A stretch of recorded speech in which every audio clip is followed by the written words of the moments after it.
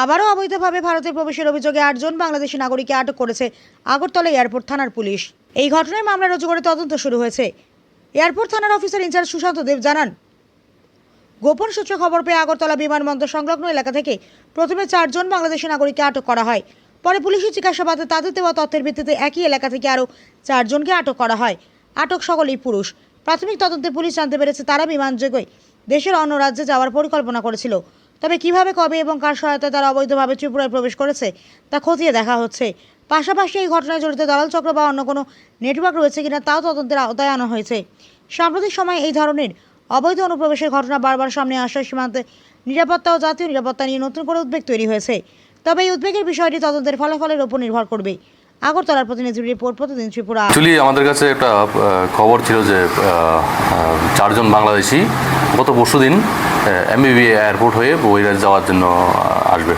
সেই অনুযায়ী এমবিবি এয়ারপোর্টের স্টাফ সহ আমরা ওই 4 জনকে বাংলাদেশিকে আমরা গ্রেপ্তার করতে সমর্থ হই। গ্রেপ্তার করে ওদেরকে পুলিশ রিমান্ডে এনে ওদের স্বীকারোক্তি মূলে গতকালকে আরও 4 জনকে আমরা এমবিবি এয়ারপোর্টের এরিয়া থেকে আমরা গ্রেপ্তার করি। গ্রেপ্তার করে আজকে আমরা ওই তাদেরকে মাননীয় আদালতে প্রেরণ করছি 4 জনকে। বাকি 4 জন আমাদের পুলিশ রিমান্ডে আছেন। তো এই তাদেরকে আজকে আমরা 5 দিনের পুলিশ রিমান্ড চেয়ে মাননীয় আদালতে প্রেরণ করছি।